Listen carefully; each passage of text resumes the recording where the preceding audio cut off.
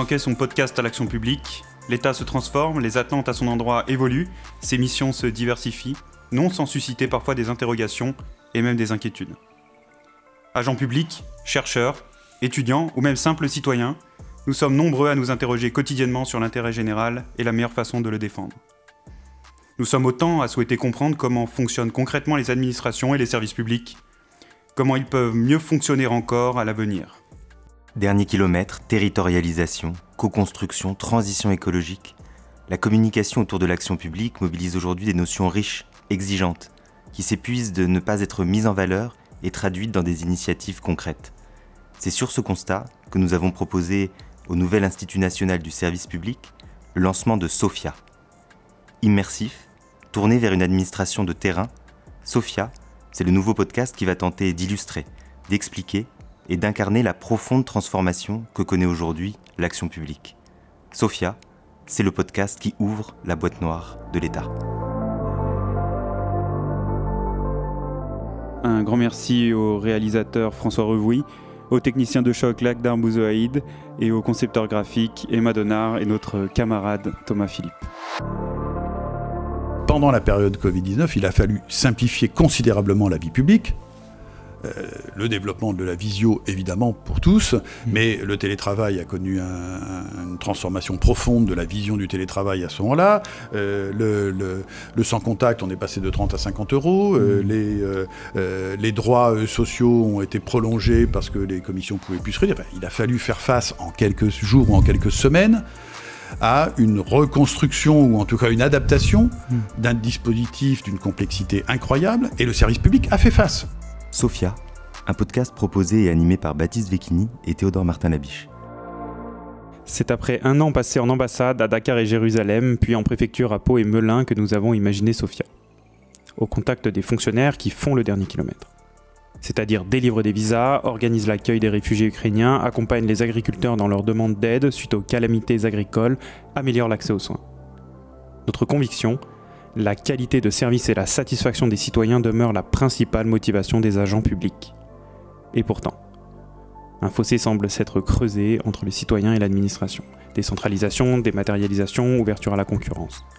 Le service public a connu au cours des 30 dernières années de profondes transformations qui n'ont pas pour autant permis de répondre aux attentes des Français et des Françaises. Ce constat est aujourd'hui dressé dans la dernière étude annuelle du Conseil d'État. Pour en comprendre les causes et tenter d'identifier les solutions, nous avons invité Didier Tabuteau, le vice-président du Conseil d'État. Bonjour Didier Tabuteau. Bonjour à vous. Didier Tabuteau, vous êtes, en tant que vice-président du Conseil d'État et dans l'ordre protocolaire de la Ve République, le 9e personnage de l'État. Ce statut est justifié par la place particulière du Conseil d'État dans le paysage institutionnel. Dans ce top 10, vous êtes l'une des seules personnes dont la légitimité n'est pas politique ou électorale. Vous êtes conseiller du pouvoir, tantôt juge suprême de l'ordre administratif. Le Conseil d'État produit également des rapports sur les grands sujets structurant l'action publique. Alors, d'abord, pourquoi le Conseil d'État est-il présidé par un vice-président ? C'est une tradition sémantique. Historiquement, le Premier ministre ou le garde des Sceaux avait une fonction au Conseil. Il peut toujours présider dans des séances protocolaires l'Assemblée générale, mais le Code de justice administrative prévoit que c'est le vice-président qui préside l'institution. Alors peut-être, avant d'aller plus loin, pourriez-vous nous dire comment on devient vice-président du Conseil d'État, avec quelle légitimité, quelle expertise très forte on en arrive à la place que vous occupez aujourd'hui ? Il y a autant de parcours que de vice-président. Dans ce qui me concerne, je suis à la sortie de Polytechnique et de l'ENA rentré au Conseil d'État comme auditeur. Ensuite, j'ai alterné ma carrière à peu près à moitié au Conseil d'État sur beaucoup de fonctions, pas toutes, mais beaucoup de fonctions, de rapporteur, de commissaire du gouvernement, comme on disait à l'époque, mais qui est le rapporteur public aujourd'hui, comme assesseur au contentieux, et puis ensuite comme rapporteur, président adjoint et président de la section sociale, avant d'être nommé vice-président, et donc une carrière également pour moitié à l'extérieur, dans les champs de la santé publique, très largement, et puis de la protection sociale. Moi, j'ai été convaincu que l'action publique dont vous parliez dans la présentation avait parmi les fondamentaux de son rôle les fonctions régaliennes, mais que dans les fonctions régaliennes aujourd'hui, dans un État-providence, État social, il y avait un secteur particulièrement intéressant, mais c'est une position personnelle, qui était à la croisée du régalien, la santé publique. La santé publique, c'est profondément régalien. Nous l'avons tous connu et malheureusement subi par les contraintes qu'on a pu avoir pendant le confinement et pendant l'épidémie de Covid-19. Donc la santé publique, et puis d'un autre côté, la protection sociale, la sécurité sociale, qui est de l'État-providence, le cœur de l'État-providence quasiment. Et donc je trouvais que le social, qui est l'alliance entre ces deux activités, très régaliennes et très sociales, très protection des droits des personnes, était un secteur particulièrement intéressant, où il y avait beaucoup de choses à faire. Et donc, à partir des années 1984, j'ai commencé à travailler sur ces questions au sein du Conseil d'État. Et puis ensuite, j'ai été appelé à diverses fonctions en cabinet ministériel, dans des agences, et même en gestion dans une fondation de maisons de retraite, d'hôpitaux, de centres de lutte contre l'illettrisme, enfin voilà, un certain nombre d'activités qui relevaient de ce champ, et j'ai été passionné toute ma carrière, et l'action publique m'a permis d'avoir à la fois cet engagement au service public qui avait motivé mon cursus, et puis cette rencontre avec les grandes questions sociales qui me passionnaient pour de multiples raisons. Et ensuite, après, il y a une nomination comme vice-président. Ben voilà, parmi les présidents de section, c'est très souvent le cas choisi, mais c'est vrai que voilà, venant du social, c'était pas si fréquent. On comprend que la matière sanitaire fait partie des champs dans lesquels a travaillé le Conseil d'État, mais en dépit du fait que ce soit une institution déjà ancienne, napoléonienne, qui a plus de 2 siècles, on a parfois du mal à envisager toutes les missions qu'accomplit le Conseil d'État. Est-ce que vous pouvez nous les rappeler brièvement ? Ah oui, avec grand plaisir, parce que c'est une institution à la fois, je crois, importante pour la République, enfin une institution mentionnée dans la Constitution, et d'ailleurs avec 2 fonctions constitutionnelles et 2 fonctions, je dirais, générales. Et je crois qu'il faut bien avoir en tête les 4 pour bien comprendre cette maison. La première fonction, vous l'avez évoqué au début, c'est évidemment presque les 3/4 de notre activité en termes de ressources humaines.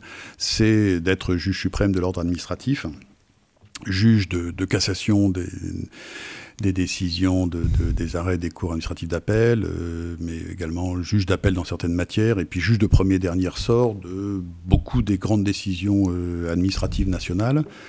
Donc cette fonction de juge suprême est évidemment absolument majeure. C'est un des piliers de la justice en France, et la garantie de son indépendance et de son bon fonctionnement est évidemment la mission essentielle pour le vice-président. Vous avez une deuxième mission constitutionnelle qui est la mission d'ailleurs qu'on retrouve dans le nom du Conseil d'État, de conseiller le gouvernement, c'est-à-dire le gouvernement a l'obligation de saisir le Conseil d'État de tous les projets de loi, tous les projets d'ordonnance et d'un certain nombre de décrets, les décrets en Conseil d'État, qui sont prévus par les textes ou qu'il envisage de prendre pour mener ces réformes, pour mener la politique de la nation. Et donc dans cette fonction de conseil, on est appelé à examiner les textes. Et quand on dit examiner les textes, c'est pas simplement les regarder, les lire et puis dire là on voit un problème. C'est également les réécrire. C'est-à-dire que le pur avis du Conseil d'État, je vais revenir sur d'autres développements, mais le pur avis du Conseil d'État, c'est le texte tel qu'il l'a réécrit, tel qu'il le reformule en section, puis en assemblée générale, puisque pour les projets de loi ou les projets d'ordonnance, en tout cas les projets de loi, ils passent quasiment toujours en assemblée générale. Et ce qu'on donne au gouvernement, qui nous a saisi d'un texte, c'est un autre texte. Alors, pour des textes très simples de ratification d'un accord international, ça peut être le même, parce qu'on valide la même chose. Mais sur la quasi-totalité des projets, c'est un texte qu'on a réécrit en tout ou partie, enfin en général c'est en partie, heureusement. Alors, pourquoi cette réécriture ? Parce que notre mission, c'est de vérifier que le texte est conforme à la Constitution, qu'il ne pose pas de problème de constitutionnalité, qu'il est également rigoureux en matière de conventionnalité, qu'il respecte la Convention européenne des droits de l'homme et tout le droit européen, ce qui est évidemment de plus en plus important dans l'appréciation des textes, mais également, au-delà et pour un décret qu'il respecte les dispositions législatives, les principes généraux du droit, évidemment, mais... Et puis, nous avons également, et on l'oublie parfois, une capacité d'appréciation en opportunité administrative. Alors, jamais politique. Les objectifs fixés au texte, c'est le gouvernement issu du processus démocratique résultant des élections et du suffrage universel, qui évidemment est seul maître des objectifs des textes. Mais en revanche, la façon de le faire, la construction, les circuits administratifs, les outils administratifs et juridiques employés pour atteindre les objectifs, qui peuvent être très importants pour le citoyen, l'usager ou l'administration qu'il met en œuvre, ça, nous estimons que nous devons dire au gouvernement, en toute indépendance, et je vais y revenir, l'objectif que vous poursuivez, il serait mieux atteint si vous aviez un dispositif de déclaration plutôt que d'autorisation, si vous organisiez ça à tel niveau ou tel autre. Après, on l'écrit, puisqu'on ne fait jamais quelque chose qui est général, on l'écrit, donc on le transforme en droit, et on le remet au gouvernement. Et après, le gouvernement fait ce qu'il veut. Il choisit sa version, il choisit la nôtre. Pour les projets de loi, il ne peut même pas nacher. Mais on est dans quelque chose où on lui a donné un avis. Et c'est évidemment essentiel, parce que cet avis est donné en toute indépendance. C'est-à-dire que nous exerçons nos deux missions constitutionnelles avec le même degré d'indépendance. On est juge, on est par construction indépendant, et il n'est pas question qu'il puisse y avoir. Quand on est conseil du gouvernement, on est également indépendant. On doit dire au gouvernement, voilà, nous pensons que le mieux pour parvenir, c'est ça, que là, il y a un problème de droit, donc on vous alerte, ça, mais que par ailleurs, voilà comment la réforme doit pouvoir se faire du mieux possible. Et après, le gouvernement, qui est le seul à apprécier l'action publique, à décider de l'action publique, met en œuvre la formule qu'il a choisie, ou la nôtre, ou il en tient compte à sa façon. Ça, c'est les deux missions constitutionnelles. Et puis il y a deux missions générales qui sont également très importantes, et c'est pour ça que je prends le temps de les décliner. La mission d'étude, et on pense qu'on va y revenir avec l'étude annuelle, qui est un aspect très important de la vie de l'institution, mais également les études ponctuelles que le gouvernement peut nous demander. Et pour vous donner un exemple, montrer que ça peut être extrêmement concret, peut-être pas le terme, mais extrêmement précieux au plan quotidien, on a été saisi, on a fait une étude sur la prise en compte des ressources pour les prestations sociales. Comment on calcule les ressources pour un demandeur d'allocation logement, pour un demandeur de RSA, donc des choses fondamentales pour la vie des gens.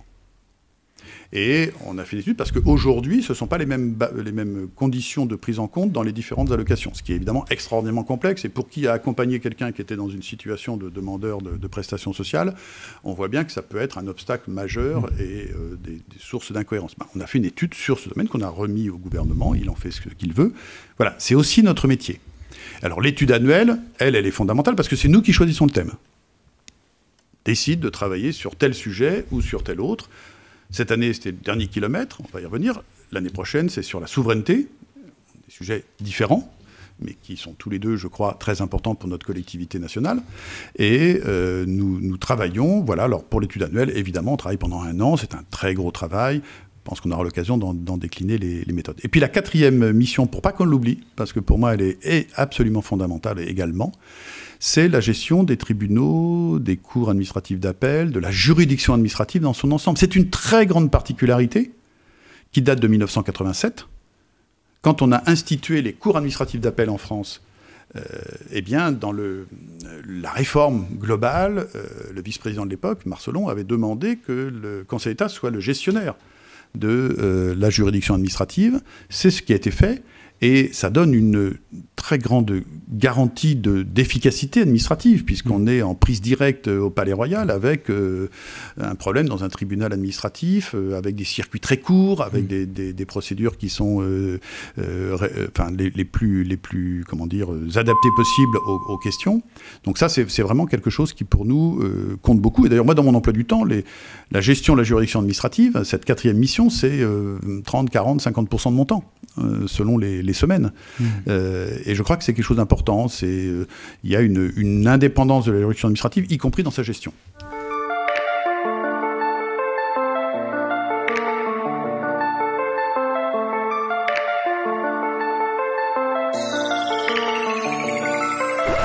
Vous avez prononcé le mot indépendance à plusieurs reprises, et on comprend notamment quand vous évoquez les deux grandes missions constitutionnelles, à la fois juridictionnelles conseiller du gouvernement se prononçant aussi sur l'opportunité administrative des mesures qu'il prend. Est-ce que vous pourriez nous expliquer comment est garantie l'indépendance des membres du Conseil d'État, sur quoi elle repose concrètement, étant entendu que nous avons en tête, et c'est sans doute nécessaire, des itinéraires individuels qui font passer les membres du Conseil d'État de la juridiction, enfin du Conseil d'État, vers l'administration, parfois les cabinets ministériels. L'indépendance, c'est le fruit de très nombreux facteurs. Premièrement, évidemment, le fait que dans notre carrière au Conseil d'État, il y a un avancement à l'ancienneté, ce qui pour une juridiction suprême est, je crois, indispensable.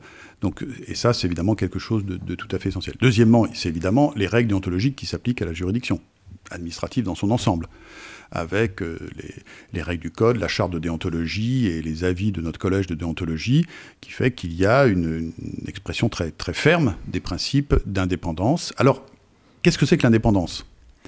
C'est l'indépendance, évidemment, par rapport au gouvernement, dans les... c'est également l'indépendance, évidemment, par rapport aux acteurs de la société, aux lobbies divers et variés qui peuvent exister. C'est pas péjoratif quand je le dis, simplement, il y a des gens qui défendent des intérêts, et la juridiction doit, et les membres dans leurs différentes missions doivent être indépendants. Mais c'est également l'indépendance par rapport aux préférences personnelles. C'est-à-dire la capacité de se détacher de ce qui fait sa propre conviction, qui est un travail beaucoup plus difficile que de ne pas imaginer, d'ailleurs, de pouvoir céder à quelques pressions que ce soit. Ça, je dirais que c'est dans les métiers, c'est quelque chose qui est très évident. En revanche, avoir aussi cette indépendance par rapport à ses propres positions, ses propres croyances, ne faire que du droit, être là pour dire le droit, pour analyser le droit. Et quand on analyse le droit, pas pour l'analyser dans le sens que l'on pense être spontanément, mais dans le sens qu'a voulu le gouvernement quand il a fait sa réforme ou le Parlement quand il a voté la loi. C'est ça l'indépendance. Et donc cet ensemble de conséquences, d'organisation, est tout à fait essentiel. Et puis j'ajouterais quelque chose qui pour moi est absolument essentiel, c'est que nos activités sont collégiales. C'est toujours du collectif. Quand on se prononce sur un texte, c'est 15, 20, 30, 40 personnes qui se prononcent. Quand on juge une affaire, dans l'immense majorité des cas, c'est effectivement plusieurs personnes. Il peut y avoir du juge unique dans certains cas, mais enfin, pour l'essentiel, et toutes les décisions les plus délicates, etc., c'est 3 jusqu'à 17 juges quand on est en assemblée du contentieux. Et ça, la collégialité, c'est un élément essentiel d'indépendance, parce que ça veut dire que c'est jamais l'expression d'une personne, c'est le résultat d'une délibération collective entre des gens qui ont par ailleurs les règles d'indépendance statutaire, d'indépendance déontologique que je rappelais. L'indépendance pour prévenir le gouvernement des juges, in fine, dans la mesure où vous ne seriez plus sujet de vos... le rôle de l'institution, c'est d'appliquer la loi. Donc la question du gouvernement des juges ne doit pas se poser.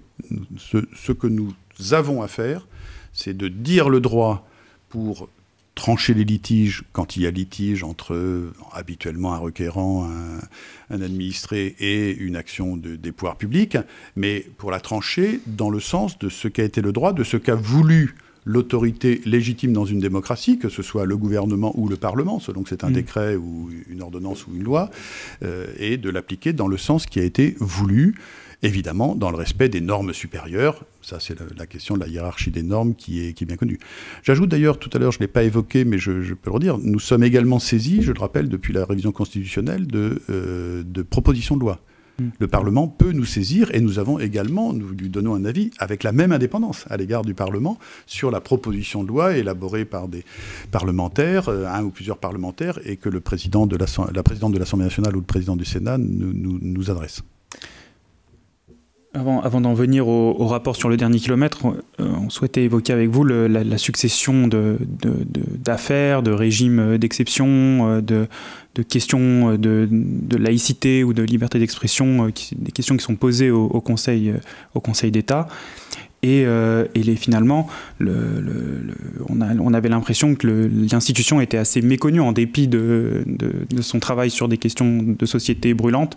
L'institution était assez méconnue. Alors, comment on aborde ces enjeux? Est-ce que le Conseil d'État, c'est devenu en fait une des dernières instances où on bénéficie encore de temps long pour prendre des décisions? Méconnu, dans la question précédente, vous évoquez le gouvernement des juges, qui est un débat critique sur le rôle que peuvent occuper les institutions, parmi lesquelles la nôtre. Et puis, méconnu, je dirais quand même que c'est de moins en moins vrai. Quand on se souvient de la période de l'épidémie dont vous parlez, vous aviez une intervention du juge des référés, que ce soit le tribunal administratif ou le Conseil d'État, mais c'est la même chose, qui était presque quotidienne, compte tenu des enjeux en termes de liberté publique qui se posaient.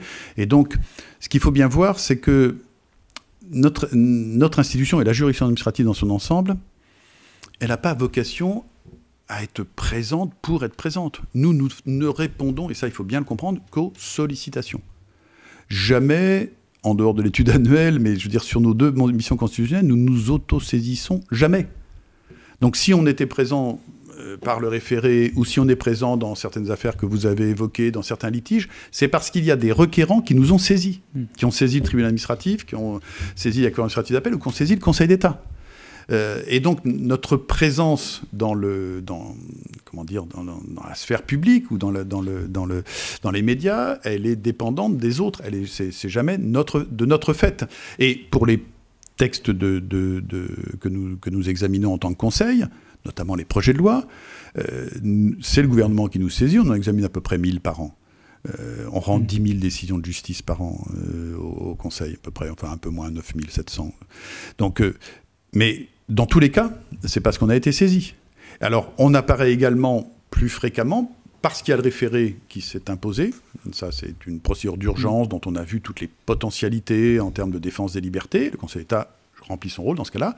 Et puis, parce que le président Hollande a décidé que les avis sur les projets de loi du Conseil d'État, qui étaient secrets, qui étaient couverts par le secret des délibérations du gouvernement, puisqu'on rend un avis au gouvernement, mais le gouvernement fait ce qu'il veut de cet avis, et il a été décidé par les pouvoirs publics de rendre publics nos avis sur les projets de loi. Et donc, évidemment, c'est un deuxième volet où on voit le Conseil d'État être présent dans la vie publique plus qu'il ne l'était par le passé. Mais ça, encore une fois, c'est une réponse à des sollicitations. Alors après, est-ce qu'il y a une politique pour être présent?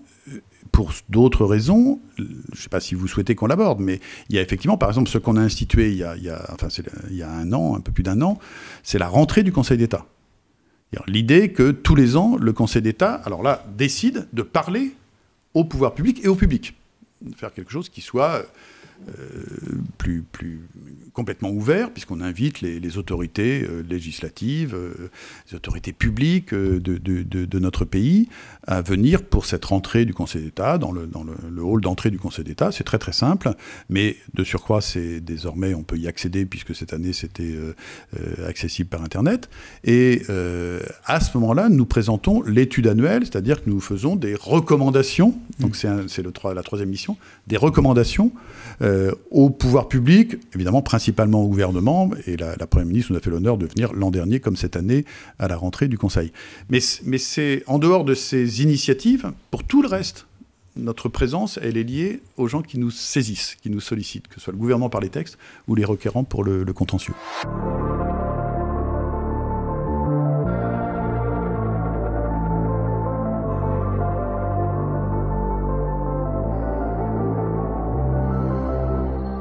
Passons à la deuxième partie de cet entretien. Vous l'avez dit, le Conseil d'État consacre chaque année une étude annuelle à une grande problématique de politique publique. Il s'agit cette année de la notion du dernier kilomètre et de remettre au cœur de l'action publique l'usager. Cette notion du dernier kilomètre est empruntée à l'économie des réseaux et à la logistique.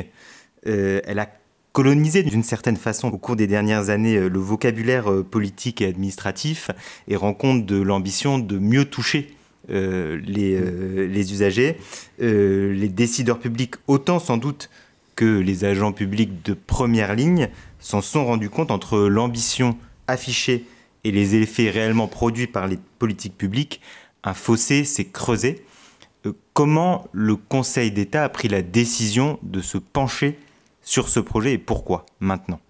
Premier élément, cette capacité des politiques publiques à atteindre leurs objectifs, c'est-à-dire à bénéficier. Alors bénéficier étant un terme générique, ça peut être aller vers le contribuable, qui n'est pas toujours enthousiaste, mais atteindre les usagers, les administrés, les citoyens à qui la politique publique est destinée.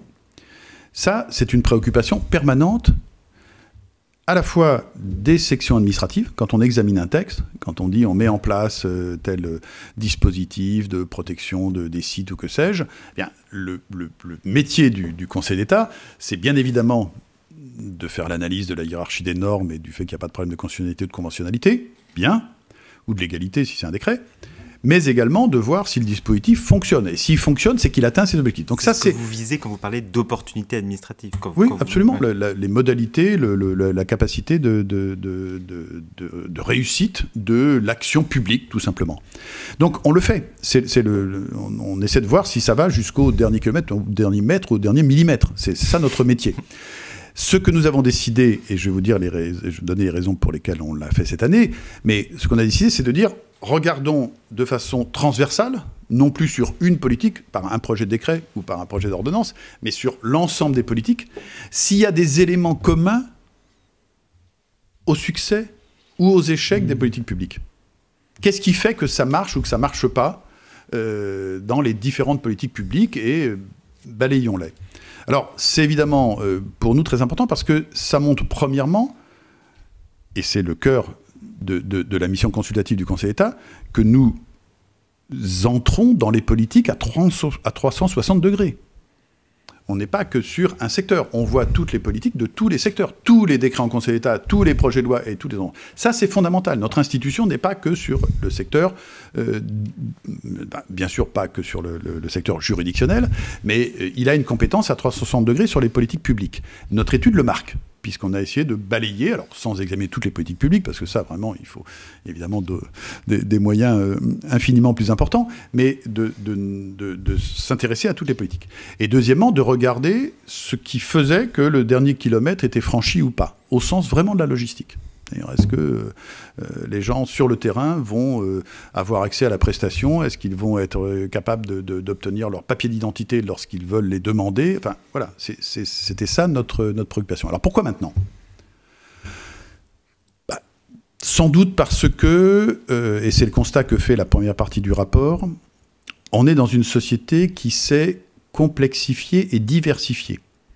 Et quand je dis ça, c'est pas péjoratif sur la complexification. Diversification, non, ça c'est toujours bien d'être diversifié, mais même sur la complexification. Parce qu'on a des parcours de vie, des parcours de travail, des façons de raisonner, de s'organiser, les familles sont plus les mêmes, voilà, tout ça a beaucoup changé, et il y a beaucoup plus de voies différentes, et donc c'est plus difficile pour l'administration de répondre à ces besoins divers, de populations très diverses, avec des attentes très diverses, qu'il y a 50 ans, lorsqu'on avait l'image, plus ou moins vraie d'ailleurs, d'un administré interchangeable, où on fixait une règle et puis tout le monde rentrait dans la règle. Là, l'administration doit s'adapter à cette diversification de la société. Alors, c'est pas aujourd'hui, ça s'est fait au fil du temps, mais aujourd'hui, c'est particulièrement évident et il y a beaucoup d'études qui le montrent. Ça, c'est le premier élément. Le deuxième élément, c'est qu'on est dans une période, si vous regardez la guerre en Ukraine, les tensions économiques, les difficultés de la transition climatique, etc., où l'efficacité, je dirais même l'efficience des politiques publiques est de plus en plus fondamentale. On a de moins en moins le droit de rater sa cible, d'utiliser des deniers publics de façon pas totalement efficiente. Voilà. C'est un moment où il faut être le plus opérationnel possible dans les politiques publiques, et donc ça a accru le sentiment qu'il fallait s'y intéresser maintenant. Et puis l'élément, le catalyseur, c'est l'épidémie. Parce que pendant la période Covid-19, il a fallu simplifier considérablement la vie publique, Le développement de la visio, évidemment, pour tous, mais le télétravail a connu une transformation profonde de la vision du télétravail à ce moment-là. Le sans contact, on est passé de 30 à 50 euros. Les droits sociaux ont été prolongés parce que les commissions ne pouvaient plus se réunir. Il a fallu faire face en quelques jours ou en quelques semaines à une reconstruction ou en tout cas une adaptation d'un dispositif d'une complexité incroyable, et le service public a fait face, a réussi à transformer. Alors, pas parfaitement, vous avez des exemples où ça a été long, mais dans l'ensemble, quand même, le pays s'est adapté à cette situation exceptionnelle où les gens ne pouvaient plus se voir, où il y avait des procédures qui ne pouvaient plus fonctionner, etc. Et nous nous sommes dit, si on a été capable de simplifier des procédures, d'améliorer des dispositifs pour que le dernier kilomètre soit franchi dans une période de crise absolue, il faut tirer les leçons de cette période, il faut voir ces simplifications, quelles sont celles qui peuvent être maintenues, certaines l'ont été, le sans-contact que j'évoquais, bien connu, mais voilà, il faut réfléchir à la façon, on a d'ailleurs, les auditeurs au Conseil d'État ont fait un travail sur toutes les ordonnances qui avaient été soumises au Conseil d'État, on n'a pas vu tous les textes, il y a des décrets, beaucoup de décrets qui sont passés pas en Conseil d'État, mais pour les ordonnances, on a fait un travail exhaustif d'analyse de toutes les simplifications qui ont été prévues, et il appartient au gouvernement de voir celles qu'il veut pérenniser, développer sur d'autres secteurs, etc. Mais donc ça a été le catalyseur de cette idée qu'il fallait absolument que l'action publique soit la plus efficace possible, c'est-à-dire qu'elle atteigne tous ceux à qui elle est destinée, c'est-à-dire qu'elle franchisse le dernier kilomètre, pour reprendre le vocabulaire de la logistique. Et donc on s'est lancé dans ce travail en utilisant nous-mêmes des méthodes de travail un peu différentes de celles auxquelles on était habitué. On a travaillé différemment. Et donc, à cette diversification et cette complexification, la réponse efficace passerait par une forme d'hybridation des canaux, par exemple. Par exemple, sur la dématérialisation, Théodore et moi sommes issus d'administrations qui se sont beaucoup dématérialisées, l'Antaille et la DGFiP. Et on se rend compte que cette dématérialisation ne suffit pas à elle seule à répondre à tous les besoins des usagers. Est-ce qu'on a trouvé la bonne formule, le bon équilibre entre dématérialisation et guichet physique, je dirais ? Ce qu'on constate, c'est que pour que la politique soit aille dans toutes les interstices de la société où elle doit aller pour remplir ses missions, l'action publique, il faut qu'il y ait, chaque fois que c'est possible, une dématérialisation qui permet à un très grand nombre d'utilisateurs, je ne donne pas de proportion, mais selon les secteurs, c'est 50, 70, 80, 90%, selon à qui on s'adresse, est-ce que les gens maîtrisent l'outil numérique, est-ce qu'ils ont les moyens d'y accéder, etc. Mais pour beaucoup de gens, ça peut être une simplification. Sauf pour ceux pour lesquels la case qui correspond à la situation n'est pas prévue. On en a aussi rencontré, donc il faut aussi acheter. Mais donc que ce soit... Donc ça, c'est assez naturel. C'est le mouvement de la société, et c'est une évidence, d'une certaine manière. Ce qu'on dit également, et ce qu'on constate, c'est qu'il faut toujours, ne serait-ce que pour garantir les grands principes du service public et son accessibilité, il faut toujours qu'il y ait, pour ceux qui n'entrent pas dans le dispositif numérique, une voix humaine. Quand je dis une voix humaine, ça peut être le téléphone, vraiment plébiscité dans beaucoup d'enquêtes et de rencontres qu'on a pu faire. Mais ça peut être également le guichet, l'endroit où on se déplace, où on explique. Ça peut être la maison France Service où quelqu'un vous accompagne dans les démarches numériques si vous n'arrivez pas à la faire. Pour ceux qui, soit, encore une fois, n'entrent pas dans les cas prévus par le logiciel, soit vivent dans leur voiture et n'ont pas les moyens d'accéder aux moyens numériques, soit ne savent pas le faire, soit sont trop âgés pour s'y adapter. Enfin, il y a 50 raisons que l'on connaît de difficultés face à l'outil numérique. Eh bien, dans ce cas-là, il faut que le service public offre cette possibilité. Et d'ailleurs, c'est intéressant parce qu'avant l'étude, il y a une décision de la section du contentieux, donc du juge administratif, qui a jugé que pour les titres de séjour, pour certaines procédures en préfecture, on ne pouvait pas faire du tout numérique, pour des raisons de respect du service public. Donc voilà, il faut trouver un équilibre, et d'une certaine manière, le numérique, ça permet de simplifier, de dégager des moyens. Eh bien, il faut qu'une partie de ces moyens soit utilisée pour qu'il y ait toujours une entrée humaine dans le service public. pour les autres cas, pour ceux pour lesquels c'est plus difficile, voire totalement impossible de procéder ainsi. Donc voilà, et d'ailleurs, l'étude que nous avons faite, ce sont une série de propositions, pas nombreuses d'ailleurs, une douzaine, qui sont souvent, quand on en discute, des solutions de bon sens. Élaborées en retirant de ces expériences qu'on a analysées. Il y a une trentaine d'encadrés dans le rapport, si vous l'avez consulté, où c'est des cas concrets. On regarde vraiment ce qui a marché dans tel dispositif ou dans tel autre. Et vous mettez en avant la notion de pragmatisme autour de laquelle vous articulez certaines des propositions qui sont faites dans cette étude.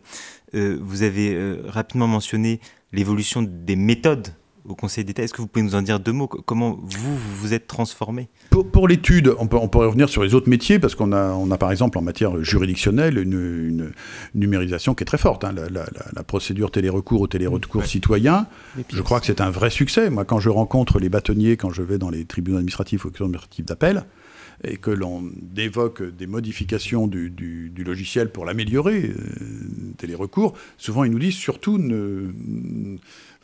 soyez prudents dans les améliorations parce que ça marche vraiment très bien. Donc on a un dispositif qui est fort, et d'ailleurs la juridiction administrative a été présente dès le début du confinement parce que les moyens qui sont les siens en matière d'informatique lui permettaient de continuer à fonctionner. Donc voilà, donc c'est intégré.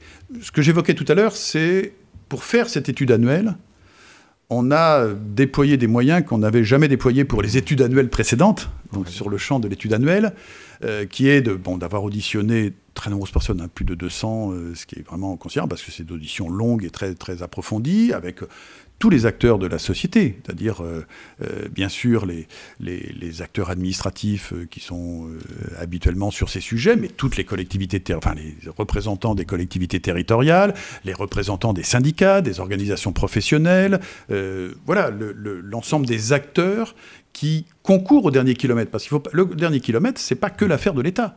Il y a quantité de politiques publiques qui sont mises en œuvre par des associations. Il y a évidemment toutes les politiques publiques des collectivités territoriales. Et elles sont toutes dans notre champ. Et donc, on s'est intéressé à cet ensemble. Donc, il y a eu ces rencontres. Il y a eu des déplacements sur le terrain de plusieurs jours dans différentes régions pour rencontrer justement les mêmes acteurs, mais alors sur des actions concrètes, associations, collectivités, etc. Les préfets, évidemment. Les préfectures et les sous-préfectures sont fondamentales dans cette organisation du dernier kilomètre. Donc, il y a eu ce travail. Il y a eu également des demandes de contribution aux inspections générales des ministères. Et on a des inspections générales qui ont fait un travail très très intéressant pour nourrir cette étude.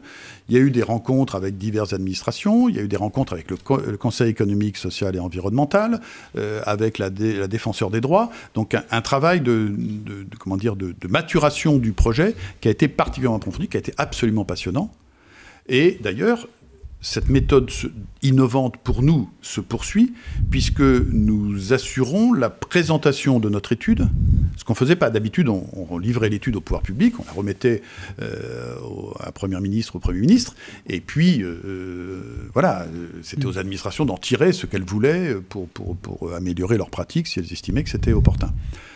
Là, nous allons présenter, moi je suis allé avec l'équipe de la section du rapport et des études, présenter devant les équipes de la défenseur des droits notre étude. On doit y avoir une séance plénière au Conseil économique et social et environnemental sur l'étude, et on va, à toutes les écoles du service public qui le souhaitent, aller présenter aux jeunes fonctionnaires en formation, parce que c'est eux qui vont construire le dernier kilomètre pour les citoyens et les administrés demain. Et donc, leur présenter les éléments. Et on fera la même chose avec les collectivités, enfin les associations qui nous le demanderont pour essayer de faire valoir le travail et les recommandations qu'on peut faire dans ce cadre.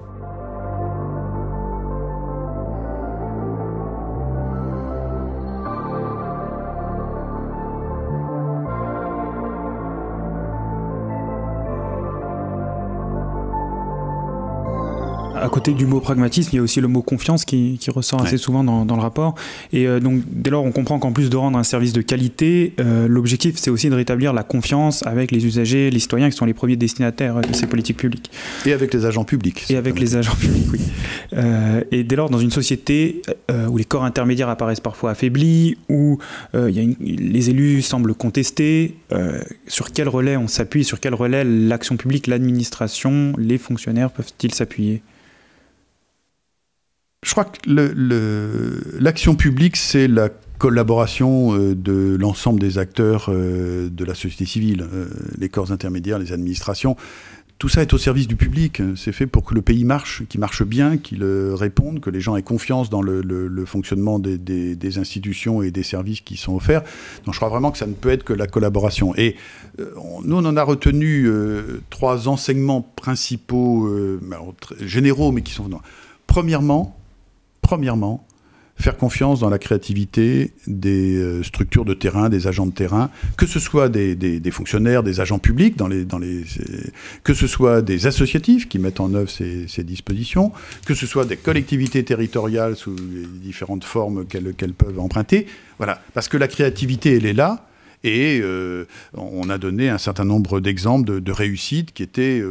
Voilà, parce qu'il y a un tribunal qui a pris telle initiative à Lyon, parce qu'il y a un collectif de médecins dans la Creuse, parce qu'il y a une CARSAT qui organise des coups de téléphone pour les personnes, voir si la pension de réversion a été demandée, etc. Bon, voilà.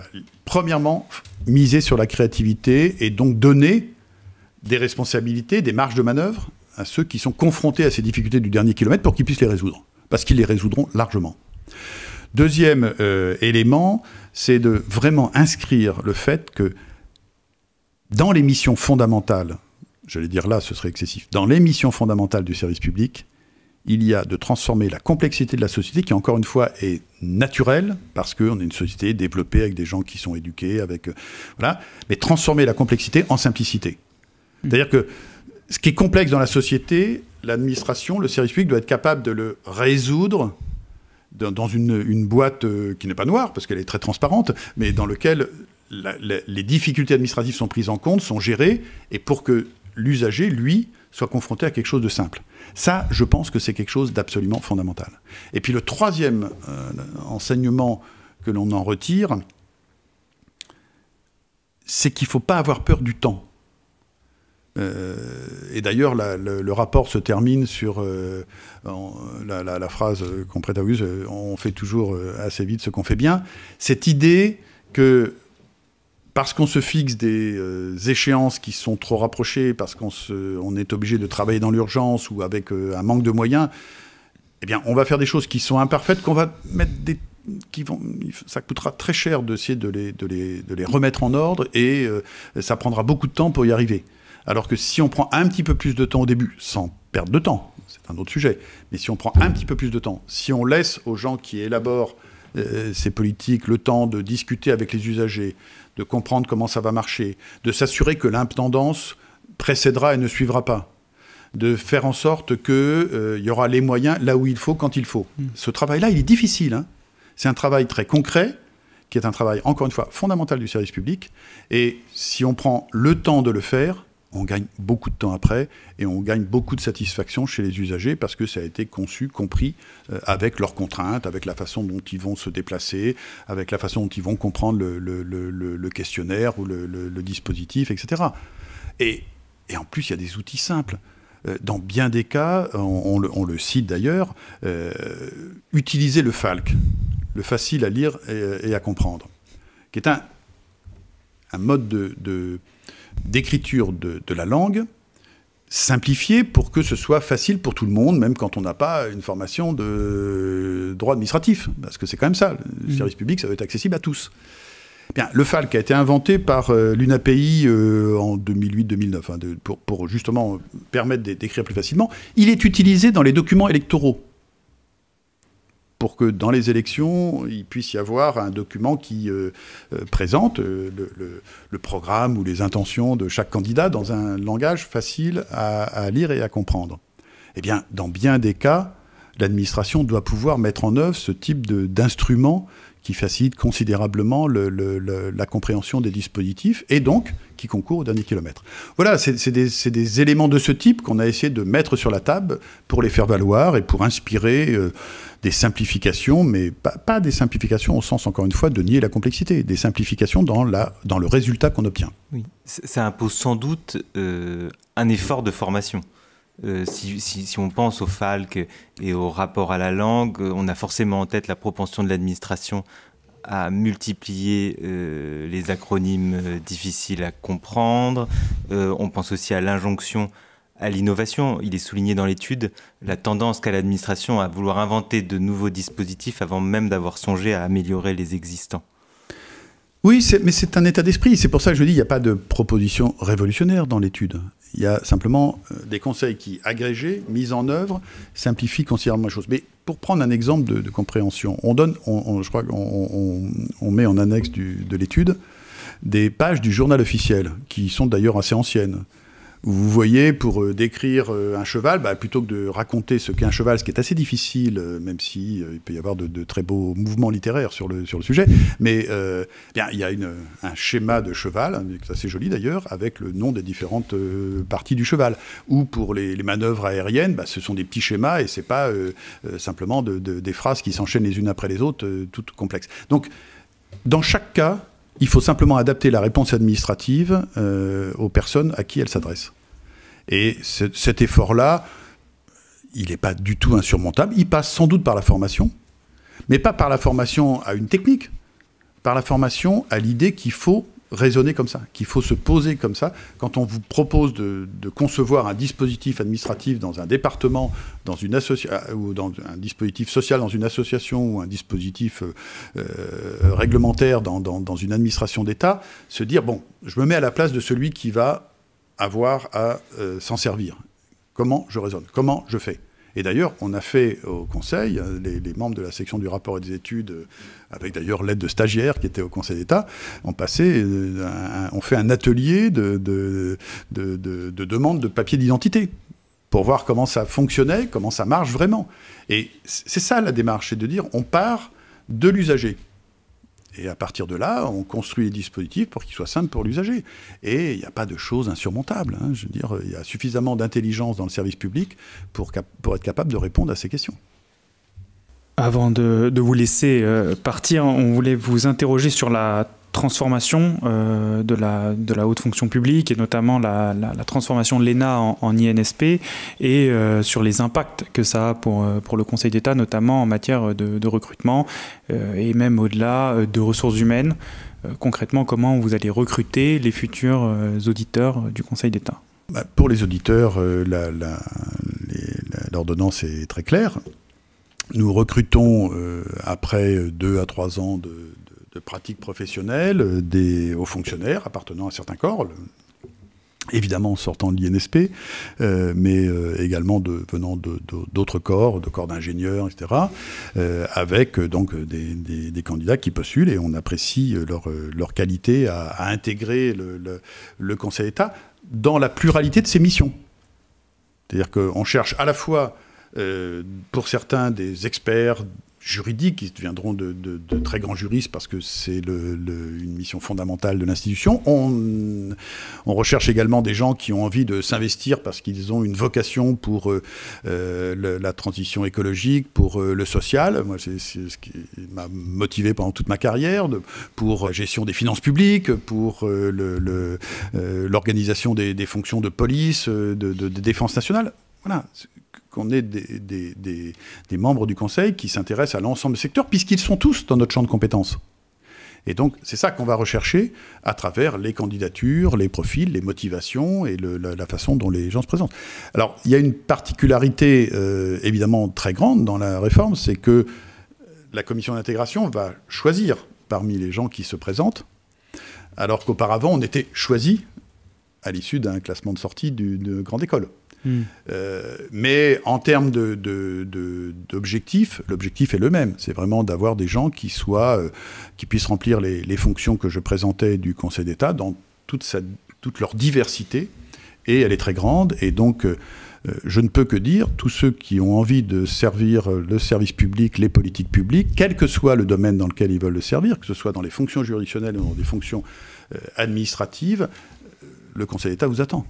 Écoutez, merci beaucoup Didier Tabuteau. Merci de nous avoir accordé cet entretien. Merci à Sophia. vous. Merci.